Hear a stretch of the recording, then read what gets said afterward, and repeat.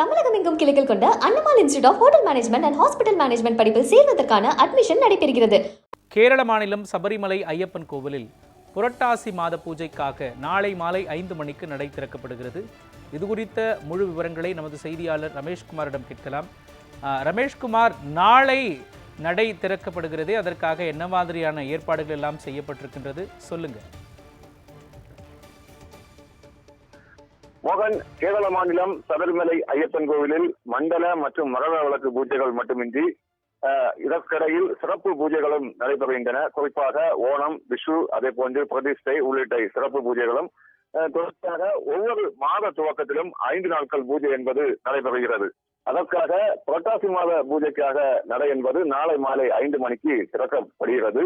தந்திரி கண்டரரு மலை சோதரனரு முன்னிலையில் மேல்சாந்தி அருண்குமார் நம்பூதிரி சிறை கோவிலை திறந்து வைத்து தீபாராதனை என்பது காண்பிக்கிறார்.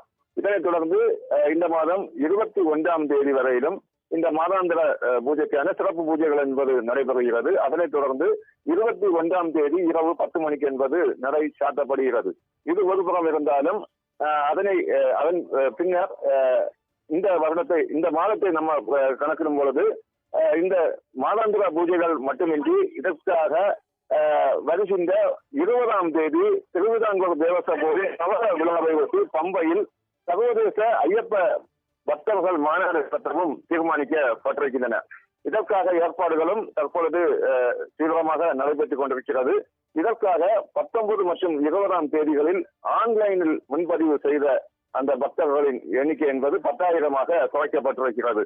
மாதாந்திர பூஜையை பொறுத்த அளவில் ஒவ்வொரு மாதத்திலும் ஆன்லைனில் பொறுத்த அளவில் 50,000 பக்தர்களுக்கு என்பது அனுமதி என்பது வழங்கப்பட்டு வந்தன.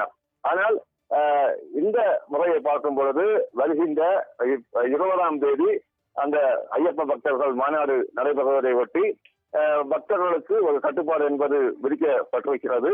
அது மட்டுமின்றி அந்த மாநாட்டை பொறுத்த அளவில் தமிழகம், ஆந்திரா, தெலுங்கானா, கர்நாடகா உள்ளிட்ட பல்வேறு மாநிலங்களிலிருந்தும், அதே போன்று இலங்கை, ஆஸ்திரேலியா, சிங்கப்பூர் உள்ளிட்ட பல்வேறு நாடுகளிலிருந்தும் 3000க்கும் மேற்பட்ட பக்தர்கள் என்பது கலந்து கொள்கின்றனர். தமிழகத்தை பொறுத்த அளவில் தமிழக அமைச்சர்கள் சேரபாபு மற்றும் பழனிவேல் சேரராஜன் ஆகியோரும் இந்த மாநாட்டில் பங்கேற்கின்றனர். இதற்காக உள்ள ஏற்பாடுகளும் தற்பொழுது நடைபெற்று கொண்டிருக்கிறது.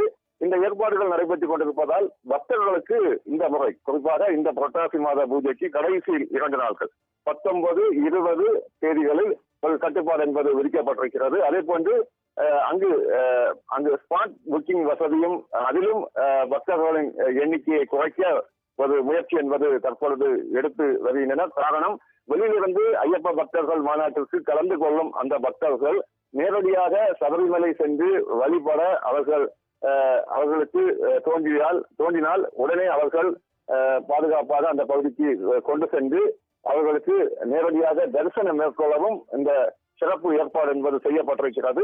அந்த சிறப்பு ஏற்பாடுகள் என்பது செய்யப்பட்டிருப்பதால் தான் தற்பொழுது மாதாந்திர பூஜைக்கு செல்லும் பக்தர்களுக்கு ஒரு கட்டுப்பாடு என்பது விதிக்கப்பட்டிருக்கிறது. மோகன்,